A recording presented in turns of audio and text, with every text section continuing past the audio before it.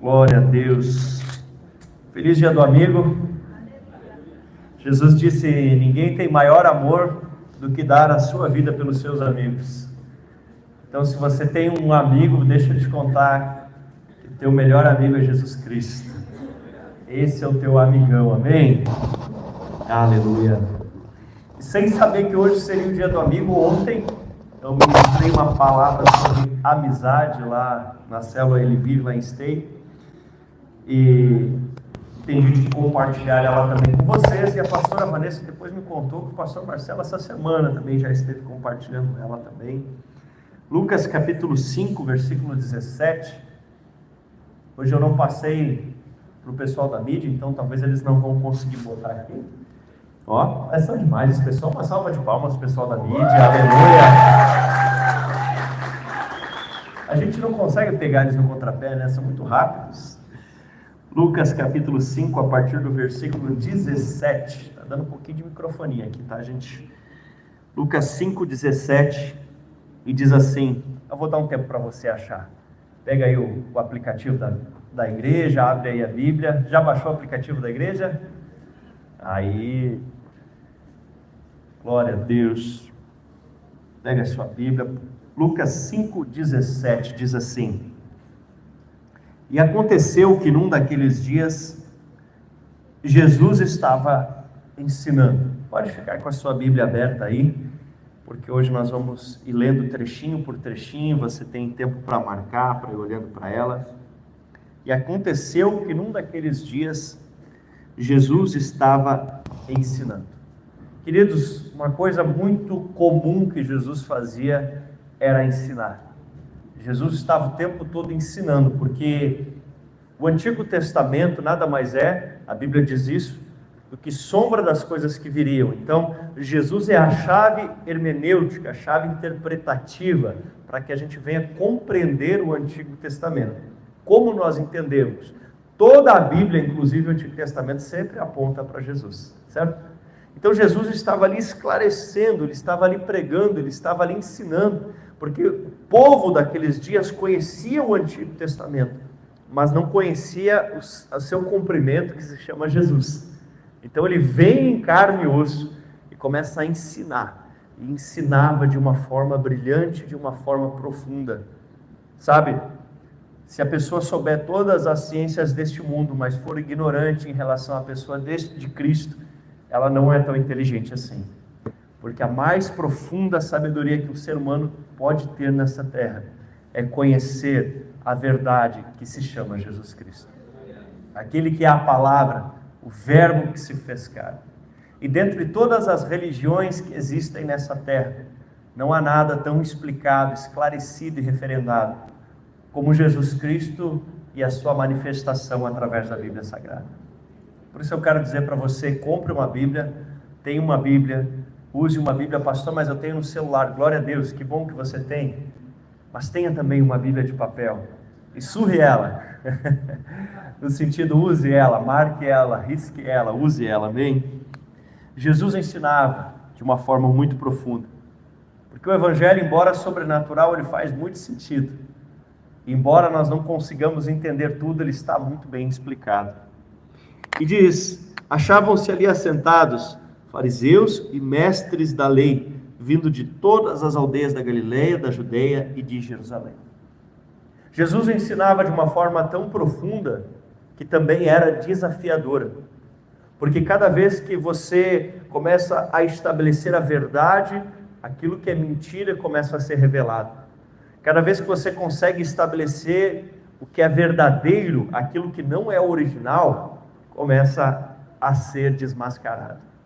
E quando Jesus começa a trazer o seu ensino puro, o seu ensino correto, o seu ensino claro, não havia mais margens para que falsos mestres pudessem continuar enganando o povo, afinal de contas a verdade estava sendo estabelecida.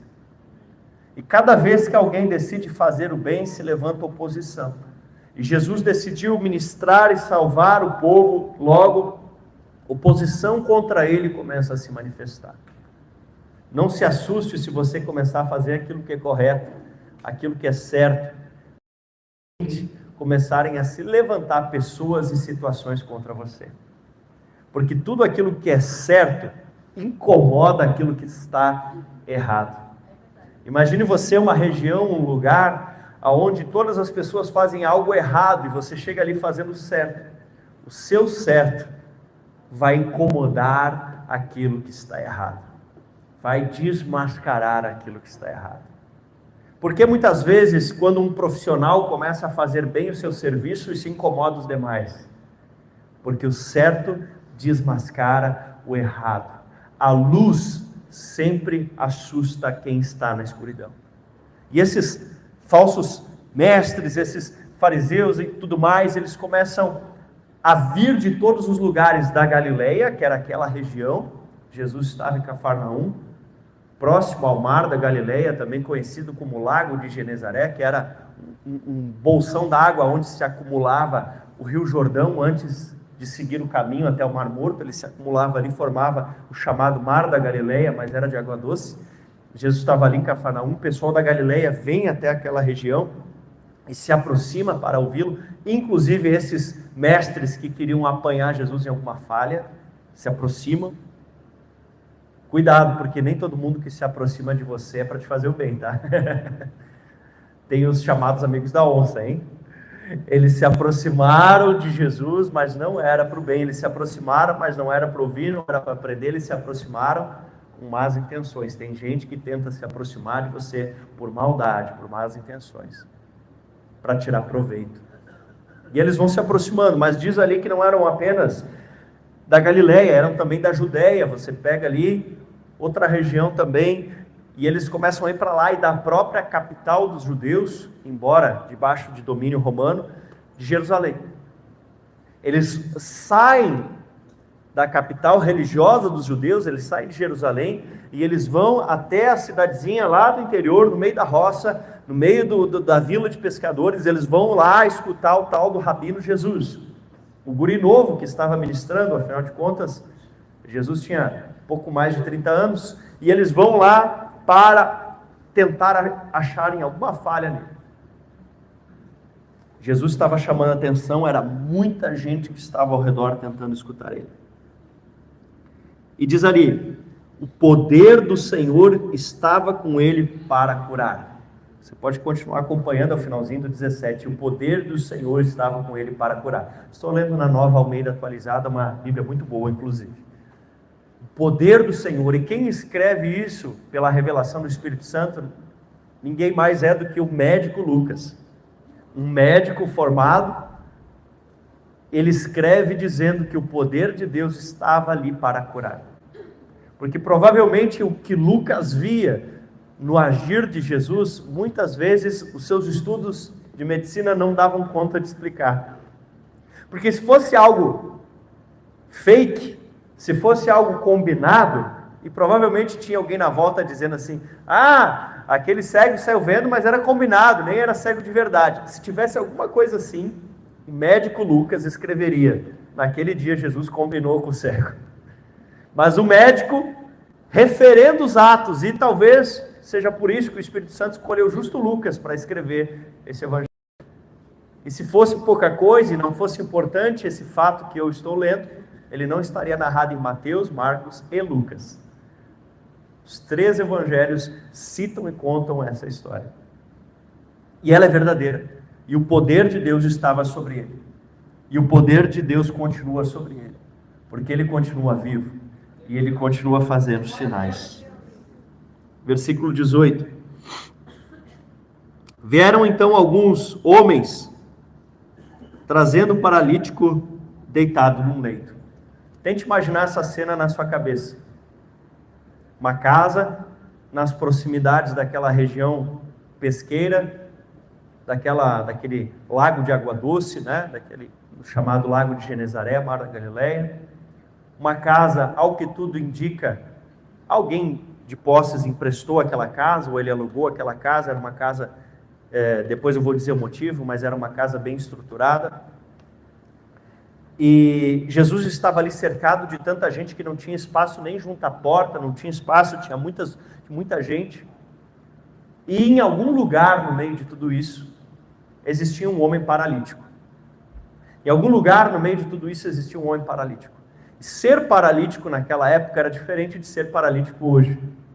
Ser paralítico naquela época era, desculpe o uso dessa palavra, mas naquela época era ser considerado um inválido. Era ser considerado, em alguns casos, alguém que deveria se dedicar a mendigar pão.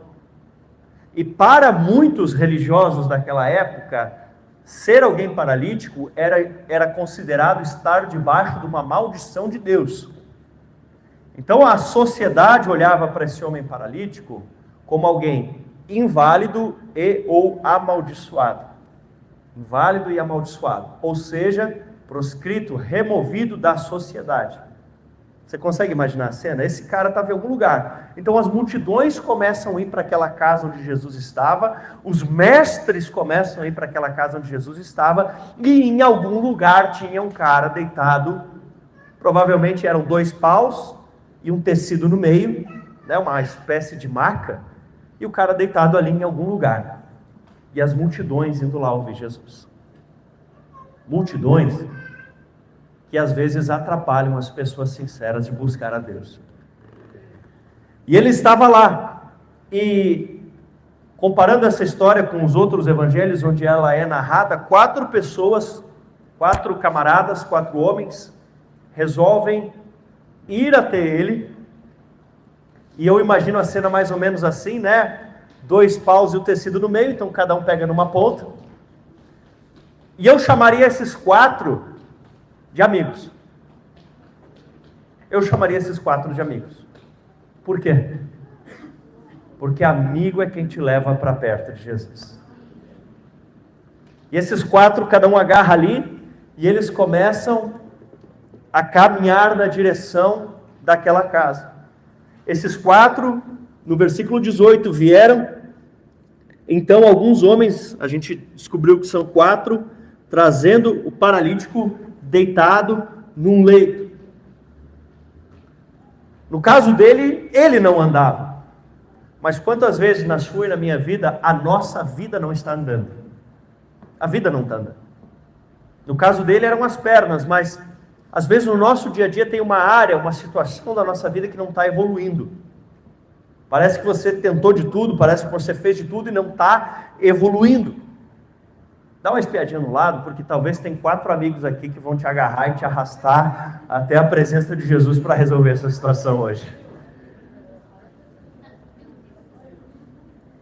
Porque tem vezes que a gente não consegue fazer sozinho. Tem vezes que a gente não consegue resolver sozinho.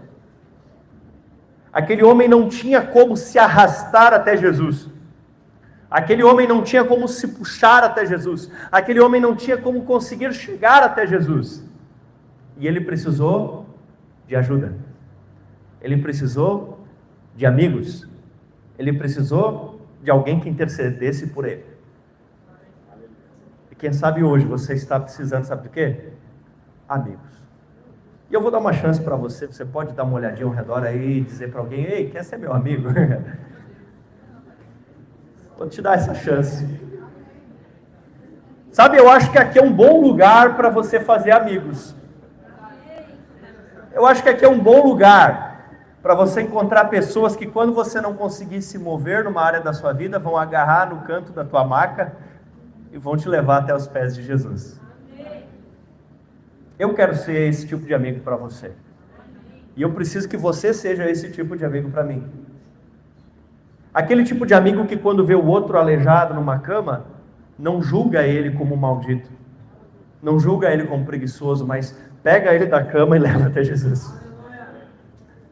Porque gente para julgar, gente para dizer assim: ah, mas esse aí é só um mendigo atirado, isso aí já tem um monte. Gente para criticar e dizer: olha, essa área da vida dele não anda. Olha, o casamento dele não melhora. Olha, as finanças dele nunca mudam. Olha, o emprego dele nunca melhora. Olha, a empresa dele nunca vai para frente. Gente, para fazer isso está cheio por aí. Cheio de fariseu fazendo isso aí. Mas gente para agarrar no canto da maca e dizer assim: segura aí, meu amigo, que eu vou te largar lá nos pés de Jesus e ele vai fazer alguma coisa. Isso aí é amigo. já tem gente demais para julgar. Precisamos de gente para ajudar. Às vezes ajudar envolve o confronto, mas é diferente o confronto daquele que só está ali para julgar. É diferente, é diferente. E eles foram. E eu pergunto para você, que tipo de amigo você é para as pessoas que estão ao seu redor? Que tipo de amigo você é? Aquele amigo que tenta levar a pessoa para perto de Jesus? Ou aquele amigo que só quer obter alguma vantagem da pessoa? E que tipo de amigos você tem? Porque essa galera que na hora que você está com problema só sabe te apresentar uma latinha de cerveja, isso aí não é amigo. Aquela galera que quando você está com problema só sabe te apresentar, não, mas eu tenho uma amiga novinha, deixa eu te apresentar ela, isso aí não é amigo. Aquele é tipo de gente, sabe? Que diz, não, vamos, né? Não é amigo. Você está precisando de amigo que na hora difícil te leve para perto de Jesus. Isso é amigo. Esse é amigo. Não estou dizendo para a gente se excluir da sociedade, não é isso. Eu estou falando de amigos. E amigo é diferente de colega de trabalho. Amigo é diferente de conhecido. Amigo é diferente até mesmo de alvos de evangelismo. Aquele grande amigo é a pessoa que você ajuda ela a chegar aos pés de Jesus e ela ajuda você a chegar aos pés de Jesus. E aí vocês dois aos pés de Jesus vivem de milagre em milagre, de fé em fé, de glória em glória. Amém? Eu quero ser esse tipo de amigo para você. Será que temos sido amigo das pessoas mesmo? Será que temos sido aqueles que levam elas aos pés de Jesus? Ele estava deitado. Nesse momento, ele não conseguia ter decisão e atitude. Nesse momento ele estava com a sua identidade deteriorada e não conseguia ter decisões e atitudes. E volto a dizer isso, naquele contexto, hoje a vida é bem diferente. Mas para ele, naquela época, naquele ano, passar por isso, há mais de 2000 anos atrás, ele não conseguia ter. Sem identidade, sem atitude, sem decisão, o que seria dele? Tem horas que a gente tem que fazer alguma coisa pelos outros. Tem horas, sabe? O mundo por aí julga e diz assim, mas ele não se ajuda, mas é que tem momentos que a pessoa não consegue se ajudar. Ela precisa que alguém agarre ela e arraste ela. E eu te pergunto, será que esse paralítico em algum momento não disse assim, para, já é humilhação demais eu estar nessa maca. Aí vocês vão atravessar no meio da multidão me carregando, que vergonha ter que ser carregado pelos outros. Será que ele não pensou isso? Mas naquele momento, os amigos pensaram, reclama o que tu quiser, chia o que tu quiser, mas que eu vou te levar para os pés de Jesus, eu vou te levar. Quer ficar bravo comigo? Fica. Eu posso até perder tua amizade uns dias aqui na terra, mas eu vou te ter como meu amigo para sempre lá no céu, porque eu vou te largar nos pés de Jesus.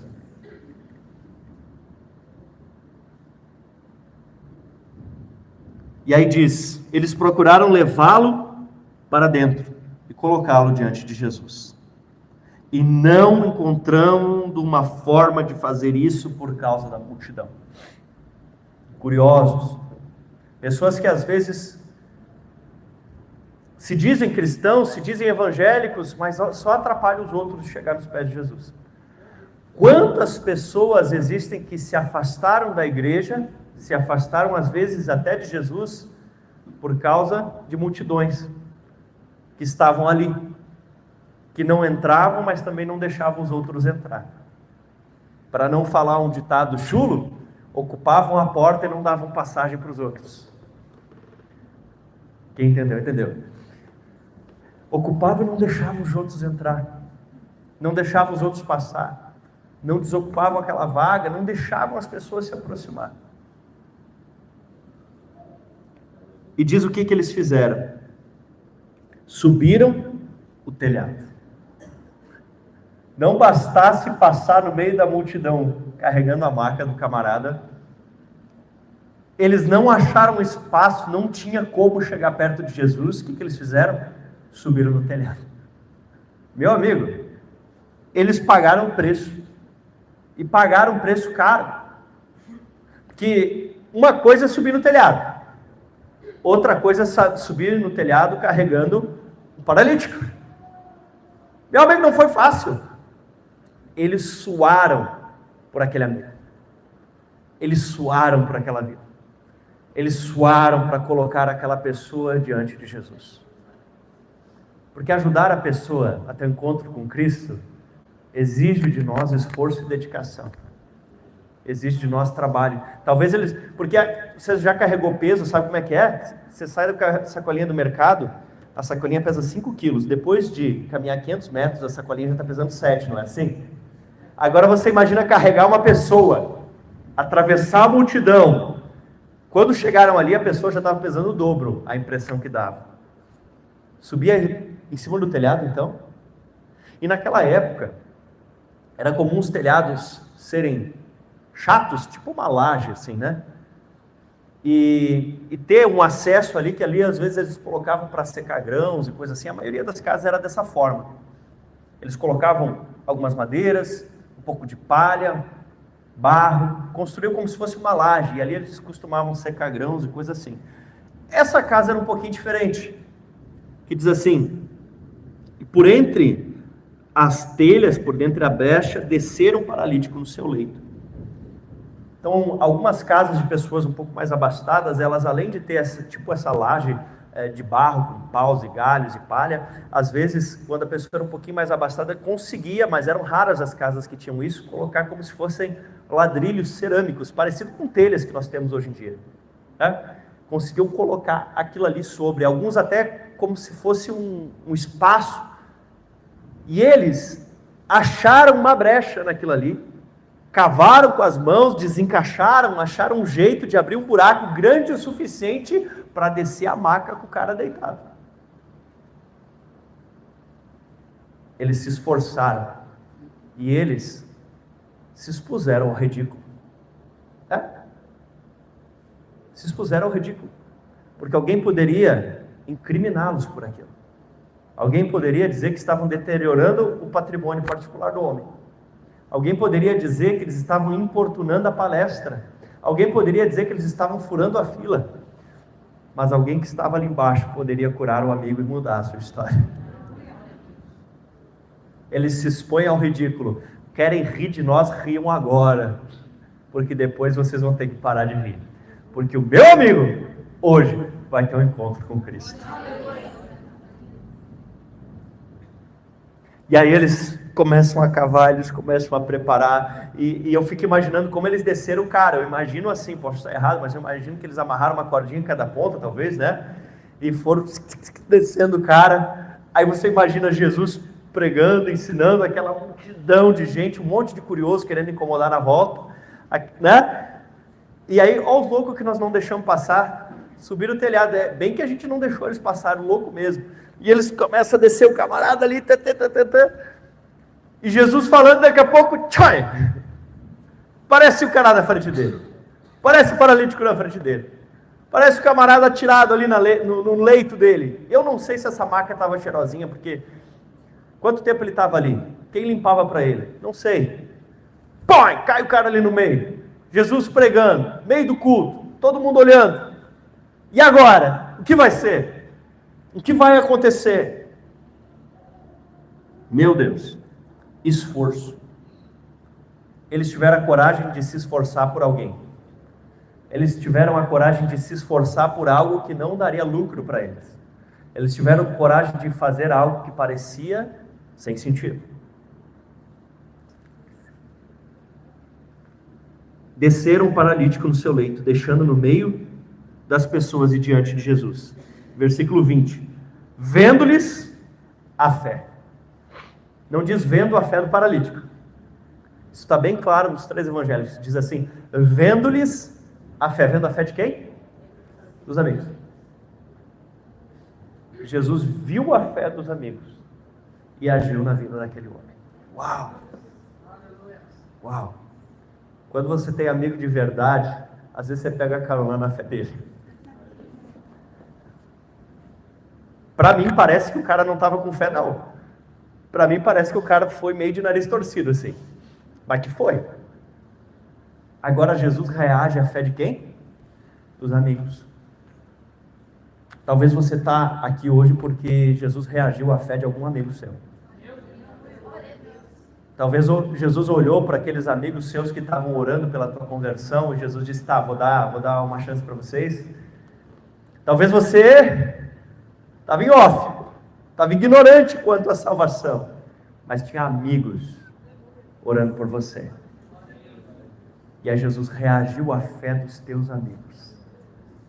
E quem sabe tem pessoas na tua vida que não tem fé nenhuma, mas Jesus vai reagir à tua fé e vai agir na vida deles. O valor de uma amizade. Porque amigo de verdade é aquele que te leva para perto de Jesus. Vendo-lhes a fé. O que ele fez? O que ele fez?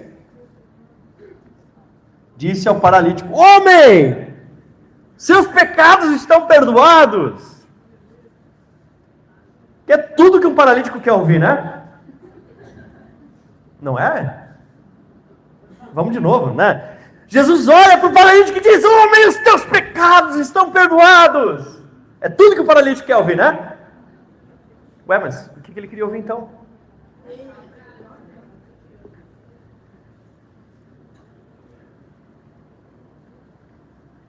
Aí o povo reagiu, até um pouco parecido com vocês aqui hoje.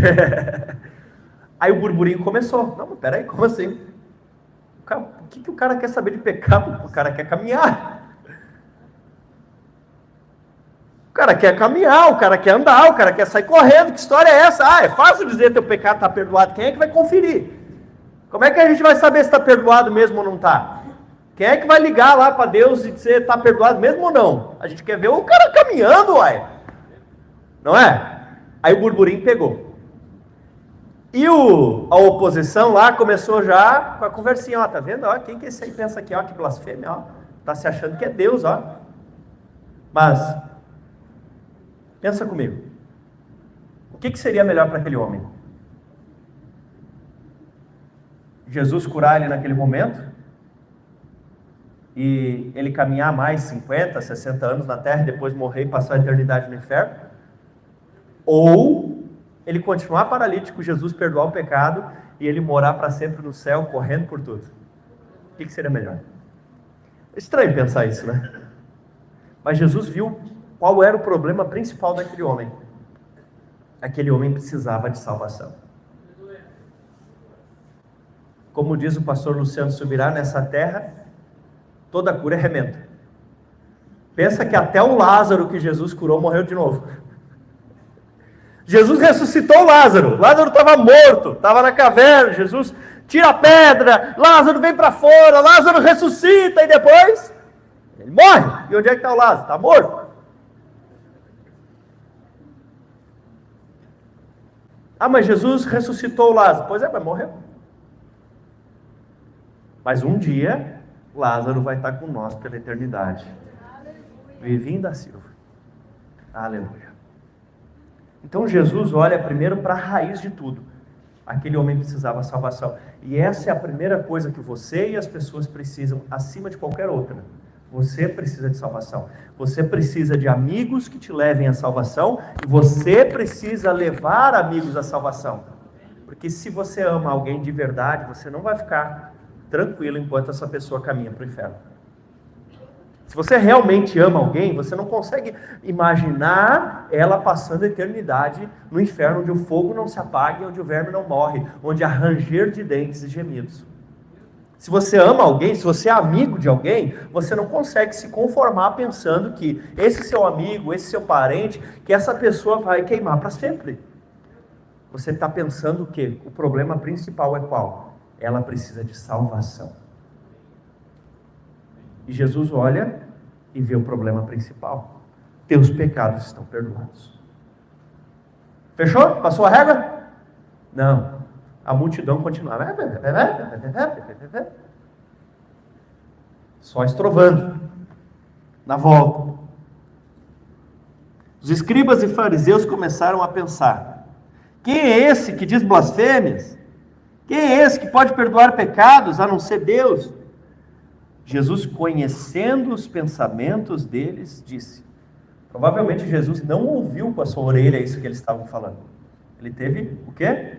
Dom de Palavra de conhecimento. O Espírito Santo revelou a ele o que as pessoas estavam pensando e sentindo. E deixa eu te contar, agora Jesus já voltou para o céu, ele não está mais esvaziado dos seus poderes, ele sabe tudo que você pensa e sente. Ele sabe o que você está pensando agora, ele sabe o que você está sentindo agora. Conhecendo os pensamentos deles, Jesus então, ele diz: o que vocês estão pensando no seu coração? O que vocês acham mais fácil dizer? Os seus pecados estão perdoados, ou dizer, levante-se e ande? Mas, para que vocês saibam que o Filho de Deus, falando sobre si mesmo, tem autoridade sobre a terra para perdoar pecados, disse ao paralítico: eu te digo, levante-se, pegue o seu leito e vá para casa. E imediatamente ele levantou diante de todos, pegou o seu leito, e que até então estava deitado, e voltou para casa glorificando a Deus. Aleluia! Perceba que até então ele não tinha tido decisão e atitude, mas a partir daquele momento ele teve a decisão: eu vou obedecer. E ele teve a atitude, ele imediatamente começou a obedecer. Até então, o seu leito, a sua maca, era a sua vergonha. A partir desse momento, ele bota a maca nas costas e sai caminhando, e aquilo que era vergonha se torna testemunho. Porque até a gente chegar diante de Jesus carregado pelos outros, a gente chegar diante de Jesus carregado pelos outros porque a nossa vida está paralisada, talvez fedendo, e chegar diante de Jesus carregado pelos outros, até ali é vergonha. Mas a partir daquele encontro com Deus, a vergonha é tirada do chão, colocada nas costas e passa a ser testemunho. Porque, como eu gosto de dizer, testemunho é ruim de viver, mas é bom de contar. É difícil viver na hora aquilo, mas é bom de contar depois, fica bonito. Ele bota o que tinha sido a vergonha nas costas e agora aquilo é testemunho. E quando todos olhassem para aquela marca nas costas, não iam lembrar em si da paralisia, mas iam lembrar de Cristo que tinha primeiro salvado ele e depois curado ele. Aleluia. Jesus deseja transformar aquilo que hoje é uma vergonha na tua vida, no teu testemunho para contar amanhã. Quantos de vocês têm uma área na vida onde vocês estavam paralisados? Quantos de vocês têm uma situação na vida de vocês onde os outros tiveram que carregar vocês? Quantos de vocês têm situações na vida que era uma vergonha para vocês? Era uma vergonha aquilo que vocês estavam passando. Mas hoje, vocês botaram nas costas e contam isso de testemunho, não é? Tem alguém que já passou por isso? Tem alguém? Talvez hoje seja o teu dia de transformar vergonha em honra. A Bíblia diz: no lugar da vossa afronta tereis dupla honra. Aleluia, glória a Deus. Agora ele tinha testemunho. Até então ele era carregado, até então ele fazia porque os outros meio que davam uma forçadinha ali, mas daqui para frente ele fez e obedeceu, porque agora ele queria obedecer, agora ele queria. Todos ficaram muito admirados. Em algumas versões diz que ficaram com temor e davam glória a Deus, e cheio de temor diziam: hoje vimos coisas extraordinárias. Aleluia. Hoje é o dia do amigo, e eu volto a dizer: amigo de verdade é aquele que te leva para os pés de Jesus. Talvez hoje você chegou aqui com uma situação difícil, chegou aqui com uma situação desafiadora, mas hoje é o dia de você sair daqui com isso nas costas, de viver o milagre que Deus fez na tua vida. Essa é a hora de nós fazermos novos amigos. Essa é a hora de nós encontrarmos pessoas que vão nos ajudar a nos carregar para perto de Jesus. Eu dou graças a Deus pelos amigos que eu tenho aqui, pelas pessoas que têm me ajudado a ser curado, a andar com Cristo. Amigos que, quando nós estamos passando por dificuldades, em vez de nos estenderem uma crítica, nos estendem a mão e nos ajudam a levantar. Que nós sejamos esse povo. Eu quero convidar você agora a se colocar de pé. Aleluia. Os irmãos do louvor aqui podem me ajudar, por gentileza. E eu quero convidar você a fazer novos amigos hoje. Novos amigos. Ali eram 4 amigos, né? 4 amigos. E mais um camarada que estava doente. Mas vamos fazer assim. Vamos nos reunir de 4 em 4. Procure alguém, de preferência, que você não conhece tão bem assim. Pode começar a procurar. De preferência, se não conseguir fechar de 4 em 4, pode botar 5 no grupo. De preferência, alguém que você não conhece muito bem ainda.